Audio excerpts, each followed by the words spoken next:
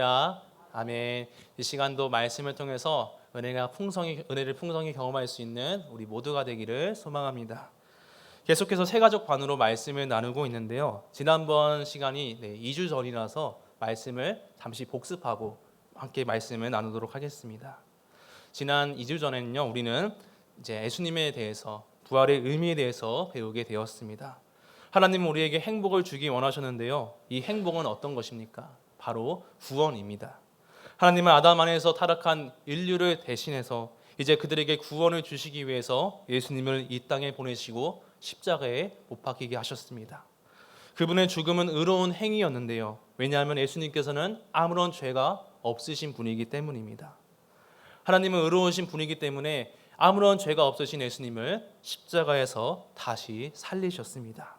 그리고 이제 그분을 믿는 자 안에서는 이제 사람이 구원을 받게 되었습니다. 여기서 우리는 구원받는 믿음이 어떠해야 하는지 두 가지로 말씀을 나누었죠. 첫 번째로는 생생히 살아있는 인격적인 믿음인데요. 이것은 다시 말하면 하나님께 대한 전적인 신뢰, 의존을 이야기하고 있습니다. 또한 둘째는 회개하는 믿음이 있어서 내가 죄인임을 깨닫고 죄에서 돌이켜야 한다는 그 믿음이 있어야 한다는 것을 우리가 2주 전에 말씀을 통해 배우게 되었습니다. 이제 PPT의 목차를 보여주시겠습니까? 네. 오늘은 8번째 시간으로서 지금 누릴 수 있는 행복이라는 제목으로 함께 하나님의 말씀을 나누도록 하겠습니다. 아까 하나님께서 우리에게 주시는 그 행복이 구원이라고 말씀을 드렸습니다. 그런데 구원에 대해서 이 많은 사람들이 오해를 할 때가 있습니다. 구원은 단지 우리를 지옥에서 건져주고 천국으로 가는 그런 티켓이라 생각할 수도 있는 것이죠. 하지만 이 구원은요, 그러한 천국행 티켓이 아닙니다. 하나님께서 나에게 주시는 그 구원, 행복은 먼 미래에만 있는 것이 아니라 지금 당장, 현실, 지금 이때에도 있다는 것입니다. 그것을 통해서 우리는 말씀을 통해서 이것을 알 수가 있습니다. 예수님께서는 내가 온 것이 양으로 생명을 얻게 하고 우리를 풍성하게 하신다고 말씀을 하셨습니다. 즉 하나님이 주시는 이 복은요, 지금 또 있는 것이고 또 먼 훗날 또 훗날에도 있는 것입니다. 그렇기 때문에 우리는 하나님의 복을 지금 있는 것임을 알 수 있는데요. 오늘 보면 3절에서는 이렇게 말씀합니다. 찬송하리로다 하나님 곧 우리 주 예수 그리스도의 아버지께서 그리스도 안에서 하늘에 속한 모든 신령한 복을 우리에게 주시되. 아멘. 즉 우리가 천국에 들어가는 것만이 복의 전부가 아닌 것이죠. 복은요 참 많습니다. 하늘의 모든 신령한 복, 우리가 알 수 없고 깨달을 수 없는 하나님의 그 풍성하신 복이 있다고 오늘 성경 말씀은 이야기하고 있습니다. 물론 아직은 우리가 이런 하늘의 모든 신령한 복을 다 알지는 못합니다. 하지만 오늘 우리에게 주시는 복을 통해서 우리는 이 신령한 복이 어떤 것인지 잘 알 수가 있습니다. 그 복에 대해서 오늘 말씀을 통해서 우리가 두 가지를 나눌 것인데요. 첫 번째로는 그 복에 대해서 믿는 자는 그리스도와 함께 의롭다고 여김받는 복이 있습니다. 그리스도 안에 있는 자는 더 이상 죄인으로 여김받지 않습니다. 하나님께 말이죠. 심지어 이 하나님께서 의한 것임에도 하나님도 우리를 정죄하시지는 못합니다. 왜냐하면 믿는 자를 대신해서 예수님께서 죄의 형벌을 다 받으셨기 때문입니다. 만약에 여러분 믿는 자를 하나님께서 정죄한다면요, 그것은 공의로운 일이 아닐 것입니다. 왜냐하면 이미 예수님께서 우리의 죄와 사망의 값을 다 형벌로서 죽음으로써 치르셨기 때문입니다. 그래서 오늘 본문 7절 말씀을 보시면요, 그리스도 안에서 그의 은혜의 풍성함을 따라서 그의 피로 말미암아 우리가 속량 죄 사함을 받았다, 이렇게 말씀하고 있습니다. 예수님께서는 아무런 죄가 없으신 분입니다.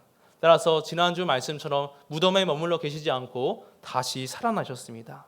그리고 우리는 예수님의 죽음과 부활을 통해서 진정 내가 자기의 죄 때문에 죽으신 그 예수님을 믿고 또 살아갈 수 있는 것이죠.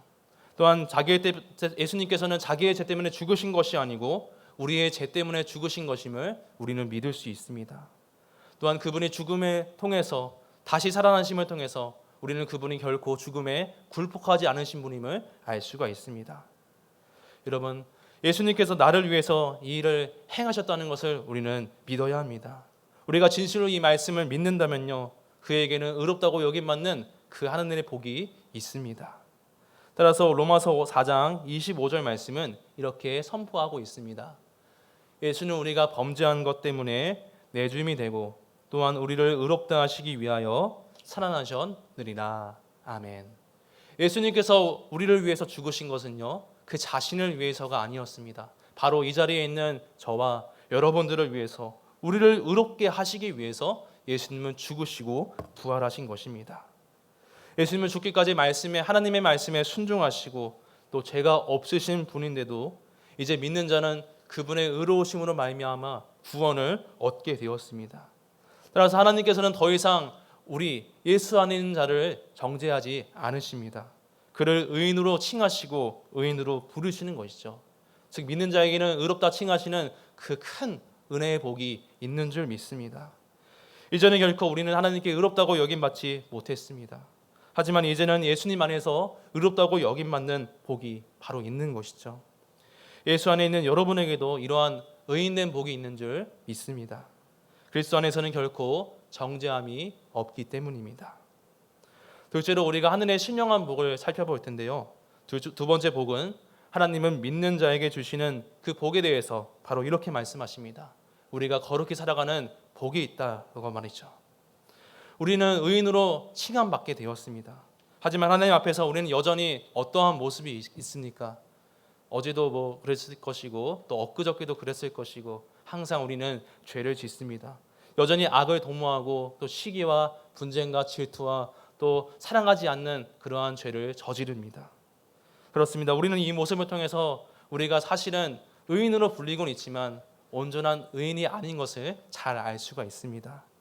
하나님께서 그 사람을 우리를 의롭다고 칭하시는 것이지 우리의 전 존재가 아직은 의인으로 바뀐 것이 아닌 것입니다. 예수 안에 있는 자는 여전히 죄를 짓습니다. 저와 여러분 모두가 말이죠. 하지만 하나님은 그럼에도 불구하고 그 사람을 죄인으로 부르지 않고 의인으로 부르시고 그렇게 칭하시는 것입니다. 그 이유는 무엇입니까? 그 사람을 보아서 그 사람의 어떠한 잘남 때문에 그 사람을 의인으로 부르시는 것이 아니고 바로 예수님 때문에 우리를 의인으로 부르시는 것입니다. 그러면 이 말씀을 들으시고 우리가 이렇게 생각할 수가 있습니다. 믿는 사람은 예수님의 의 때문에 의롭게 되었는데 그러면 우리는 거룩하게 살아가지 않아도 됩니까? 이렇게 말이죠. 이것을 좀 더 과하게 말씀드리면요. 예수님을 믿으니까 예수님의 의 때문에 내가 의롭게 됐으니까 나는 죄를 지어도 됩니까? 나의 죄랑 예수님의 의랑 아무런 상관이 없을 것 같습니다. 이렇게 이야기할 수도 있습니다. 하지만 오늘 성경 말씀은요. 단호하게 이렇게 말씀하고 있습니다. 오늘 보면 4절 말씀을 함께 읽겠습니다. 시작. 곧 창세전에 그리스도 안에서 우리를 택하사 우리로 사랑 안에서 그의 앞에 거룩하고 흠이 없게 하시려고. 아멘. 우리가 의롭게 된 것은요. 말씀처럼 우리가 죄를 짓기 위해서 의롭게 된 것이 아닙니다. 하나님께서 예수님을 통해서 우리를 의롭게 하신 것은 바로 그의 앞에서 하나님 앞에서 거룩하고 의롭게 살아가기 위해서 우리를 흠이 없게 만드시기 위해서 우리를 의롭게 하신 것입니다. 즉 우리가 예수 안에 있으면서 마구 죄를 지어도 됩니까? 이렇게 이야기하는 것은요. 앞뒤가 맞지 않는 말씀입니다. 예를 들어서 이렇게 생각해 볼 수가 있겠습니다. 첫날 밤에 이 신랑 신부가 신혼여행을 가서 이렇게 이야기를 하게 됩니다. 신랑이 신부에게 말이죠. 내가 당신을 정말로 사랑하는데 한 가지 물어볼 것이 있어. 결혼 생활을 할 때 내가 다른 여자를 혹시라도 사랑한다면 그래서 그 여자를 사귀게 된다면 당신은 허락해 줄 것이요. 그 여자랑 만나면 당신의 속마음이 상하겠지만 그때마다 당신이 나를 용서해 주면 우리의 사랑이 더 커지지 않겠소. 마치 이렇게 말하고 있는 것입니다. 말하면서도 저는 남자이기 때문에 모르겠지만 여자의 입장에서 본다면 또 남녀 사실 이 순서를 바꿔서도 본다면 사실 이해가 안 되는 말일 것입니다. 짜증이 나는 그런 말일 것입니다. 이 신랑은 바로 사랑의 기본을 잘 알지 못하는 말을 신부에게 하는 것이죠. 마찬가지로 하나님의 사랑으로 우리가 믿음으로 말미암아 의롭게 되었습니다. 의롭게 칭함받게 되었는데요. 우리가 그 사랑에 어긋나 거룩히 살아가지 않고 죄를 범하는 것은 잘못된 바르지 않는 말씀 생각인 것입니다. 그렇기 때문에 하나님은 우리가 믿음으로 말미암아 의롭게 칭하시고 우리를 의롭게 살아가기 위해서 거룩하게 살아가기 위해서 항상 힘쓰고 계십니다. 우리에게 그 복을 지금 베풀어 주시고 계십니다. 로마서 6장 4절은 그래서 이렇게 말씀합니다. 제가 말씀을 읽어보겠습니다. 그러므로 우리가 그의 죽으심과 합하여 세례를 받음으로 그와 함께 장사되었나니 이는 아버지의 영광으로 말미암아 그리스도를 죽은 자 가운데서 살리신과 같이 우리 또한 새 생명 가운데 행하게 하려 함이라. 아멘. 하나님은 우리가 예수님과 연합한 자로서 새 생명 가운데 이제는 죄에서 구별되어 거룩하게 살아가기를 원하고 계십니다. 이것은 나 혼자서는 당연히 행할 수 없죠. 말씀처럼 우리가 주님과 그리스도와 연합하였기 때문에 우리는 거룩히 살아갈 수 있는 그 복이 있는 것입니다. 하지만 우리는 한편으로 다시 한번 이렇게 생각할 수 있습니다. 예수님께서는 믿는 자를 위해서 죽으시고 또 우리의 죄를 용서하셨지만 여전히 우리 삶에는 죄를 짓고 또 악한 모습이 있다는 것입니다. 그렇다면 우리는 어떻게 살아갈 수 있을까요? 이때 우리는 이런 마음이 들 수도 있습니다. 내가 믿음이 있지만 나는 구원받은 자인가? 나는 구원의 확신이 있는가? 우리는 이러한 고민을 할 수 있다는 것입니다. 이래서 우리는 이러한 마음을 통해서 심한 영적인 내적 갈등을 우리는 할 수가 있는 것이죠. 그렇다면 우리는 어떻게 나의 구원의 확신을 알 수 있을까요? 구원의 확신이 있다는 것을 깨달을 수 있을까요? 이것은 오늘 에베소서 말씀을 통해서 우리가 잘 알 수가 있습니다. 사도 바울은 에베소서 오늘 말씀 본문 말씀을 통해서 삼위 하나님의 말씀 그 일하심을 통해서 우리에게 구원의 확신을 주시는 그분 하나님의 일하심을 이야기하고 있습니다. 우리가 삼위 하나님 성부 성자 성령 하나님을 나누어서 오늘 세 가지 말씀을 통해서 살펴보도록 하겠습니다. 우리의 구원의 확신에 대해서 말이죠. 먼저는 성부 하나님의 사역에 대해서 우리가 어떻게 그분의 사역을 통해 구원의 확신이 있는지 보도록 하겠습니다. 오늘 보면 3절부터 6절까지를 보시면요. 이 부분은 성부 하나님의 사역에 대한 일하심에 대한 말씀입니다. 여기서를 다 보진 않고 본문 4절과 5절을 보도록 하겠습니다. 제가 4절과 5절을 읽겠습니다. 곧 창세전에 그리스도 안에서 우리를 택하사 우리로 사랑 안에서 그 앞에 거룩하고 흠이 없게 하시려고 그 기쁘신 뜻대로 우리를 예정하사 예수 그리스도로 말미암아 자기의 아들들이 되게 하셨으니 아멘.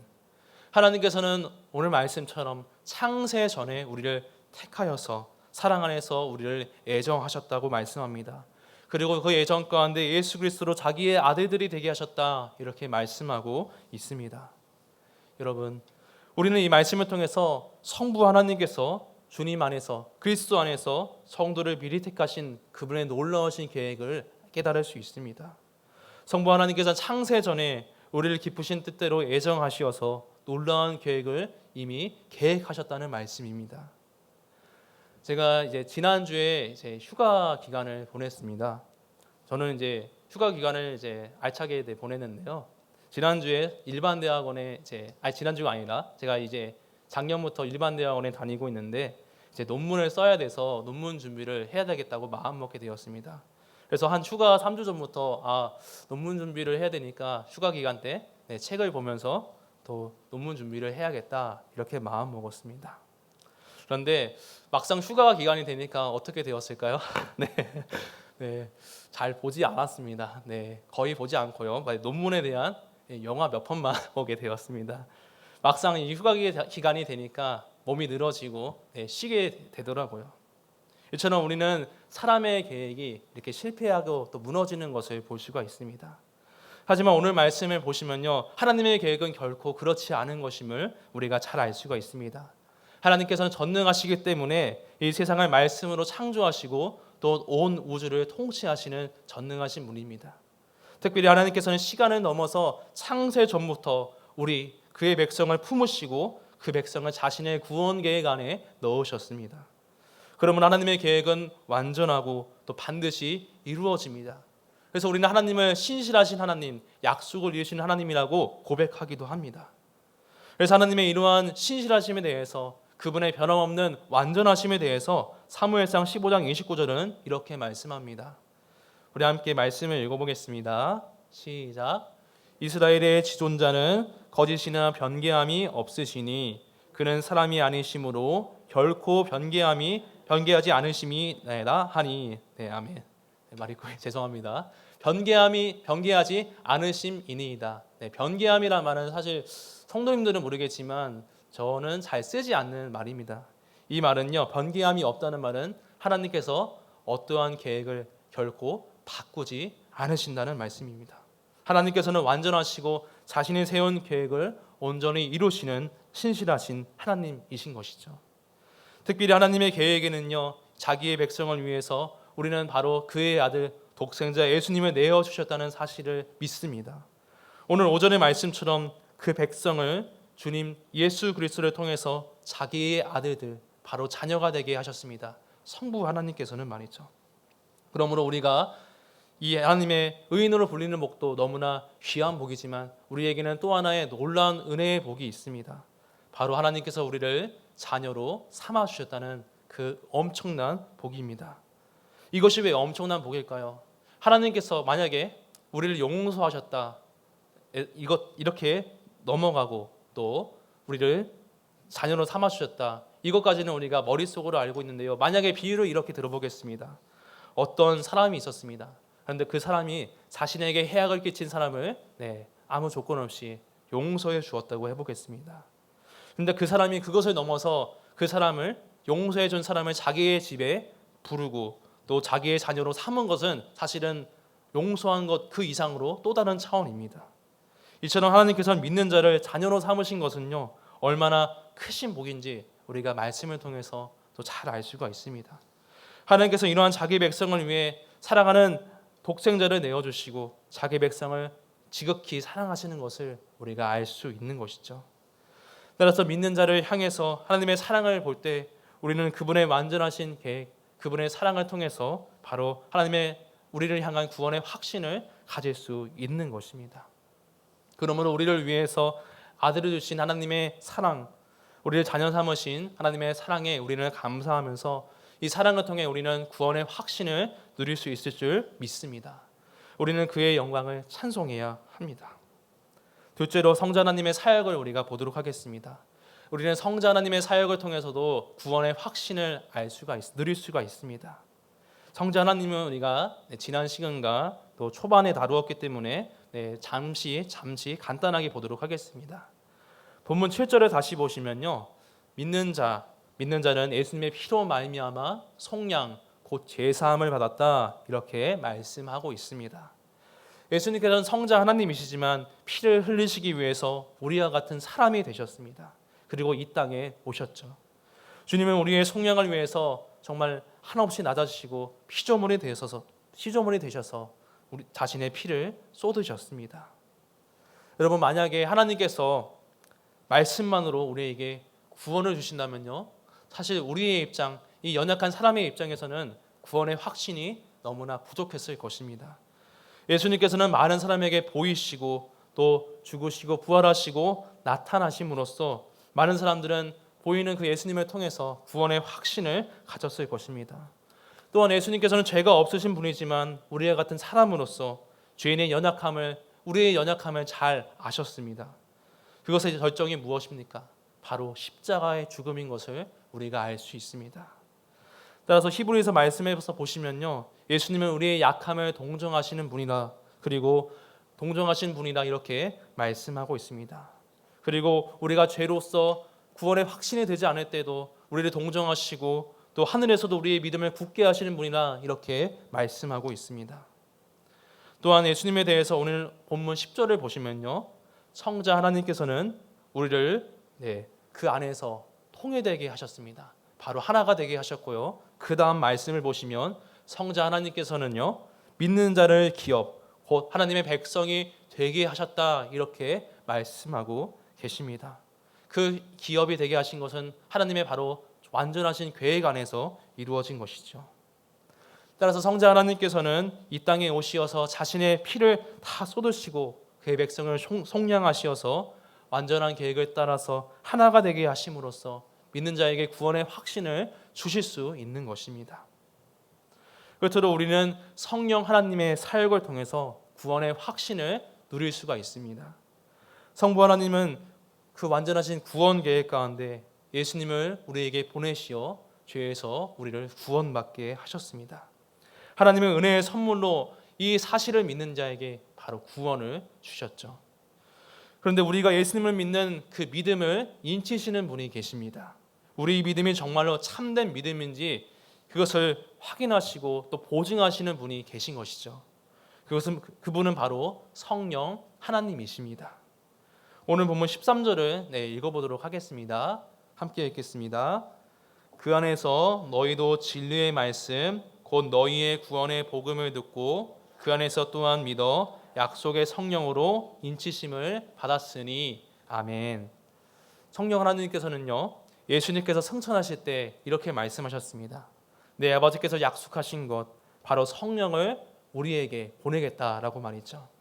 즉 성령 하나님께서는 하나님께서 말씀하시고 성자 하나님께서 약속하신 분입니다. 또한 요한복음 14장 26절 말씀을 보시면 예수님은 성령을 통해서 내가 말한 모든 것을 너희에게 가르치고 생각나게 할 것이라 이렇게 말씀하셨습니다. 즉 예수님께서 가르치신 것 그것은 무엇입니까? 바로 구원을 얻는 복음입니다. 복음이죠. 우리가 구원을 얻는 말씀인 것입니다. 그런데 오늘 본문 13절을 보니까요, 우리가 구원의 복음을 듣고 그 안에서 또한 믿어 약속의 성령으로 인치심을 받았으니 이렇게 말씀합니다. 즉 우리가 복음을 들어서 그 믿음이 확실한지 하나님께 속해 있는지 성령께서는 보증하신다는 것입니다. 인치신다는 것은요, 우리가 어떤 계획을 할 때 마치 도장을 찍는 것과 같다고 생각하시면 되겠습니다. 우리가 어떤 계획을 할 때는 이 사인을 하거나 도장을 찍습니다. 그 이유는 그 계약이 확실한 것인지 또 확실하게 점검하기 위한 것인지 우리가 확인하기 위해서입니다. 마찬가지로 성령께서 우리의 믿음을 인친다는 그 말씀은요, 이 믿는 자의 구원, 그 믿음이 확실한 것임을 보증한다는 말씀입니다. 하나님께서는 확실한 서약으로서 이 믿는 자에게 성령 하나님을 보내시고 우리가 하나님과 영원히 함께할 것임을, 또 믿는 자가 구원을 받을 것을 보증할 것임을 말씀하고 있는 것입니다. 이에 대한 말씀으로 고린도후서 말씀을 우리 함께 읽어보겠습니다. 1장 21절 22절을 읽겠습니다. 시작. 우리를 너희와 함께 그리스도 안에서 굳건하게 하시고 우리에게 기름을 부으신 이는 하나님이시니 그가 또한 우리에게 인치시고 보증으로 우리 마음에 성령을 주셨느니라. 아멘. 맞습니다. 하나님께서는 우리를 인치시고 보증으로 우리 마음에 성령을 주셨습니다. 우리 마음에 성령이 있기 때문에 우리는 어떻게 살아갈 수 있습니까?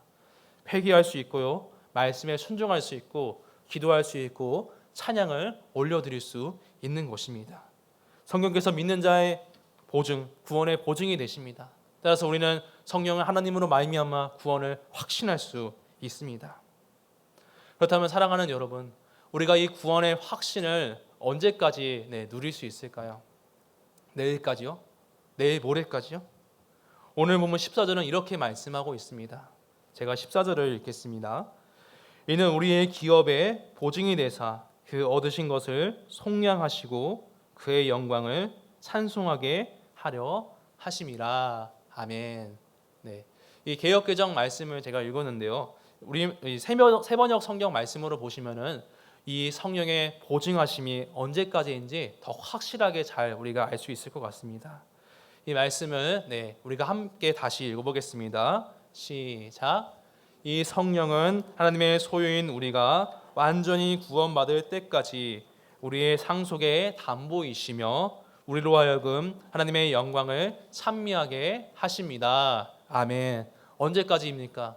그 보증이 말이죠, 바로 말씀에 나온 것처럼 우리가 완전히 구원을 받을 때까지라고 하나님께서는 말씀하고 계십니다. 완전히 구원을 받을 때, 즉 마지막 날까지 하나님께서 성령을 통해서 우리의 구원을 보증하시는 것이죠. 따라서 우리는 구원받은 백성임을 이 말씀을 통해서 분명하게 확신할 수 있습니다. 이제 오늘 설교를 맺도록 하겠습니다. 성도 여러분, 이렇게 하나님께서는 우리에게 지금 의롭다고 여기시고 또 그러한 복을 주시고 또 의롭게 여기신 자답게 우리가 그리스도 안에서 구원의 확신을 가지고 또 성부 또 성령 하나님 안에서 구원의 확신을 가지고 살아갈 수 있도록 일하고 계십니다. 특별히 보증에 대해서 다시 한번 우리가 묵상해 보면요, 사실 누군가에게 우리가 보증을 선다는 것은 참 대단히 어려운 일입니다. 그에 대한 확실함이 있어야 되지만 우리가 보증을 설 수 있는 것이죠. 만약에 여기 앞에 있는 저에게 성도님들께서 조건 없이 아무런 대가 없이 1억을 빌려주겠다라고 생각을 해보겠습니다. 아마 이런 분이 계실까요? 거의 있지 않을 것 같습니다. 뭐 담보도 제가 주지 않고요, 뭐 이자도 내지 않으니까 사실은 이렇게 보증을 서는 것은 굉장히 어려운 일이죠. 그런데 오늘 말씀에 보시면 전능하신 하나님께서는 한낱 이 작은 피조물 우리의 구원을 위해서 아무 조건 없이 우리를 구원하기 위해 창세전부터 계획하시고 그 아들을 희생하시고 또 끝까지 그들의 구원을 보증하기 위해서 성령 하나님을 우리 마음에 보내주셨습니다.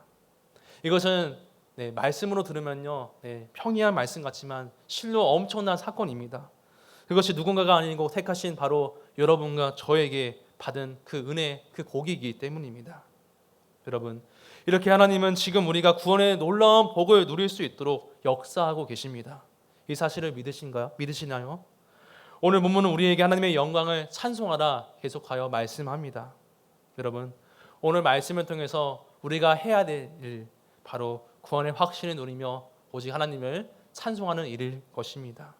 우리가 그분의 백성으로 빛나게 살아가는 것은요, 하나님 안에 있을 때, 주님 안에 있을 때 가능합니다. 의롭다고 칭함받고 거룩히 살아갈 수 있도록 우리를 인도하시는 분이 하나님이시기 때문입니다. 하나님은 그러한 하늘의 복을 지금 우리에게 베풀고 계십니다.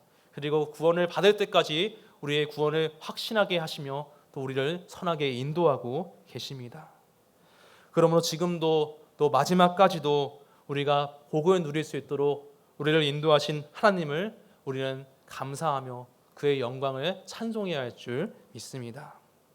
그러면 하나님께서 보증하시는 구원의 확신을 가지시고 지금 우리 삶에서 처한 어려움과 또 죄의 시험에서 우리가 승리하시는 여러분 되시며 늘 하나님께 영광 돌리며 찬송할 수 있는 우리 모두가 되기를 간절히 소망합니다.